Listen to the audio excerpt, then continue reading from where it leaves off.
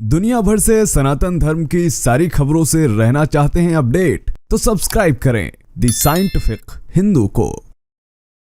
दोस्तों, क्रिसमस पूरी दुनिया में मनाया जा चुका है, लेकिन इस बार भारत में तो काफी कुछ अलग ही देखने को मिला। भारत में हमने जगह जगह देखा कि लोग क्रिसमस के गानों पर नाच रहे हैं। कुछ तो असल में नाच रहे थे और कुछ तो मजे के लिए नाच रहे थे, क्योंकि कुछ गाने तो मीम्स बन गए हैं। इसके अलावा कुछ वीडियो भी वायरल हुए। आगे बढ़े उससे पहले आप वीडियो देखिए। हे कृष्ण भगवान, प्लीज जल्दी से सांता क्लॉज को भेज दो। श्रीमन नित्य निकुंज विहारिणे नमः। काफी मजेदार है ना। मजा यहीं तक नहीं है, अभी आगे देखिए। ये वीडियो लखनऊ से है, जहाँ पर देखिए सामने चर्च है और चर्च के सामने ही कुछ लोग हरे कृष्ण हरे रामा गा रहे हैं, वो भी काफी तेजी के साथ। और उसमें किसी को आपत्ति भी नहीं है, क्योंकि यहाँ जितने भी लोग एकत्र हुए हैं सब पार्टी करने के लिए आए हैं। जिसकी जो मर्जी है वो कर रहा। देखिए ये वीडियो।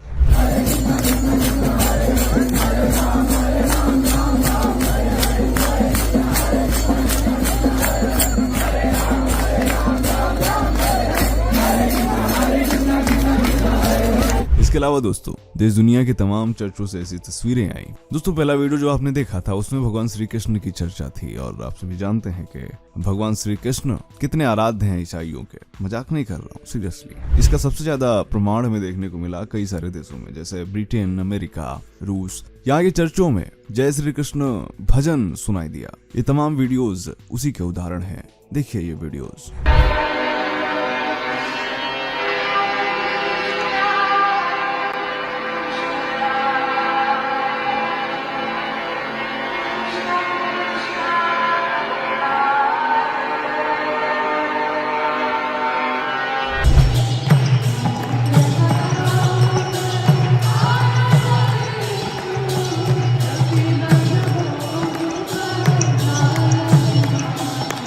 इनमें से कई वीडियोस ऐसे हैं जो पिछले साल के भी हैं, यानी कई सालों से निरंतर ये चीजें चलती आ रही हैं, जहां चर्च में भगवान श्री कृष्ण के भजन गाए जा रहे हैं। इसके अलावा और भी कौन सी ऐसी चीजें हैं जो आप सभी को जाननी चाहिए। दोस्तों, आज के इस वीडियो में हम सब कुछ आपको बताने वाले हैं। आपको हम बताएंगे कि किस तरह कई ईसाई और कई हिंदू ये मानते हैं, यहाँ तक कि हमारे शंकराचार्य जी भी ये मानते हैं कि जीसस लास्ट टाइम में भारत आए थे और उन्होंने भारत आकर सनातन धर्म अपना लिया था। सब चीजें जानेंगे आज की इस वीडियो में। स्वागत है आपका द साइंटिफिक हिंदू पर। मेरा नाम है धीरेन्द्र। चलिए शुरू करते हैं। दोस्तों, ईसाई क्रिसमस मना रहे थे तो सनातनी तुलसी पूजन दिवस मना रहे थे। इन्हीं सब के बीच में एक वीडियो वायरल हुआ। वीडियो था सहारनपुर, जहां एक चर्च में पंडित जी पहुंचते हैं और संस्कृत में मंत्र उच्चारण करते हैं और ईसाई धर्म के लोगों को क्रिसमस की बधाई देते हैं। चर्च में मंत्र पढ़ते हुए देखकर तमाम लोगों ने कहा ये तो सौहार्द की मिसाल है, जबकि कुछ लोग इसे सनातन के बढ़ते प्रभाव और ये बताया कि दुनिया में सनातन फैल रहा है, ये उसी का उदाहरण। दरअसल ये मामला सहारनपुर के थाना सदर के सेवेंथ डे एडवेंटिस्ट चर्च का है, जहां वीडियो में दिख रहे पंडित जी रोहित वशिष्ठ है और इन्होंने बताया कि इनको ईसाई समुदाय के द्वारा बुलाया गया था और इस दौरान उन्होंने मंत्र भी पढ़ा और बाकायदा पूजा पाठ भी कराया।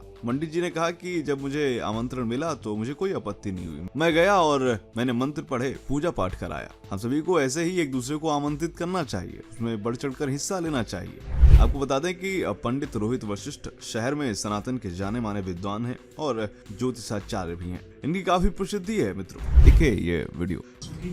सर्वे सन्तु निरामया सर्वे भद्राणि पश्यन्तु मां कश्चित् दुःखभाग्। इसका अर्थ यह है कि हमारे यहाँ सभी लोगों की स्वस्थ रहने की, सुखी रहने की ईश्वर से प्रार्थना करते हैं। सर्वे भवन्तु सुखिनः, सभी सुखी रहे, सब सुखी हो, कोई ना हो तो। इसके अलावा दोस्तों, विदेशों की अगर बात करें तो दुनिया के तमाम ऐसे चर्च हमें देखने को मिले जिसमें जय श्री कृष्ण की गूंज सुनाई दी हमको। इनके वीडियोस हम पहले भी दिखा चुके हैं। चलिए अब मुख्य बात पर आते हैं, वो है कि आखिर किस तरह जीसस ने अपने अंतिम समय में भारत आकर के सनातन धर्म अपनाया। दोस्तों, हमारे पूज्य शंकराचार्य स्वामी निश्चलानंद सरस्वती जी को तो आप जानते ही हैं। न सिर्फ ये शंकराचार्य बल्कि विश्व प्रख्यात विद्वान भी हैं। सैकड़ों अवार्ड ये जीत चुके हैं। दुनिया की अंतर्राष्ट्रीय संस्थाओं को उनके सवाल सुलझाने में मदद कर चुके हैं। कई समस्याओं का ये हल बता चुके हैं। इन्होंने पिछले साल ही एक बात कही थी और वो बात थी कि जो जीसस हैं वो अपने अंतिम समय में सनातनी बन गए। दरअसल ये बात तब की है जब चर्चा हो रही थी आदिवासियों के ईसाई बनने पर। तो शंकराचार्य स्वामी निश्चलानंद सरस्वती ने कहा कि मैं ईसाइयों से कहता हूँ कि आप वह ईसा मसीह को मानते हैं तो उनके बारे में जानते कितना है। ईसा मसीह तो एक वैष्णव थे। रोम में स्थित ईसा प्रतिमा में वैष्णव तिलक दिखता है। लोग ईसा मसीह के नाम पर ईसाई धर्म अपना रहे हैं, लेकिन उनके इतिहास के बारे में तो उनको कुछ पता ही नहीं। शंकराचार्य आगे कहते हैं कि ईसा मसीह 3 साल तक भारत में थे। उन्होंने कहा कि उनकी समाधि आज भी कश्मीर में है। विदेश में ईसा मसीह जी का ही प्रतिमा है, वैष्णव तिलक लगाए। 10 वर्षों तक ईसा मसीह जी कहाँ रहे, गुप्त इतिहास भारत में रहे। 3 वर्षों तक 10 वर्ष की अवधि में पुरी में उनको प्रशिक्षण जो प्राप्त हुआ, ईसा मसीह जी के नाम पर प्रचार हो रहा है। ईसा मसीह 10 वर्षों तक भारत में रहे अज्ञातवास में, और 3 वर्षों तक 10 वर्षों की अवधि में पुरी में रहे। पुरी के शंकर के संपर्क उनका था और वैष्णव थे, सिद्धांत शास्त्र सम्मत सिद्धांत के अनुयायी थे। उनके नाम पर कुछ हो रहा हो बात है। और दोस्तों, ये बात पूरी तरह से सच भी है। जब हमने कश्मीर में ईसा मसीह से जुड़े पोस्ट खंगालना शुरू किया, अगर आप गूगल पे कीवर्ड भी डालते हैं तो आपको तमाम चीजें क्लियर मिल जाएंगी। ये बात न सिर्फ शंकराचार्य कह रहे हैं, बल्कि मुस्लिमों का एक धड़ा भी यह दावा करता है कि कश्मीर में ही ईसा मसीह की समाधि है। दोस्तों, स्वामी निश्चलानंद सरस्वती ने आगे बताया कि ईसा मसीह को जब सूली पर चढ़ाया गया तो ये सोचकर चढ़ाया गया था कि वह मर जाएंगे, लेकिन ईसा मसीह जीवित अवस्था में ही पैदल रास्ते भारत के जम्मू कश्मीर पहुंचे, जहां आज भी ईसा मसीह की समाधि है। दोस्तों, इस बात का जिक्र हमें कई पुस्तकों में भी देखने को मिलता है। जैसे कि एक पुस्तक है जिसका नाम है the life journey of Isa Masih, और ये काफी चर्चित उपन्यास है जिसको योजेफ बानास ने लिखा हुआ है। इसकी हिंदी प्रति मौजूद है, आप चाहें तो पढ़ सकते हैं। इसमें जब हम जीसस की जीवन गाथा को पढ़ते हैं तो पता चलता है कि ईसा मसीह ने यरूशलेम, बेथलेहम, नाजारेथ, कश्मीर, श्रीनगर, लेह, इन सारी जगहों की यात्राएं की हैं, यहाँ तक कि केरल भी गए हैं। इस पुस्तक में लिखा है कि जीसस के पास कई सारी शक्तियां थी, और वो शक्तियां उन्होंने कहां से प्राप्त की इसके बारे में कहीं भी जिक्र नहीं मिलता है। इसके बारे में इस पुस्तक में ये कहा गया है कि 18 वर्ष तक वे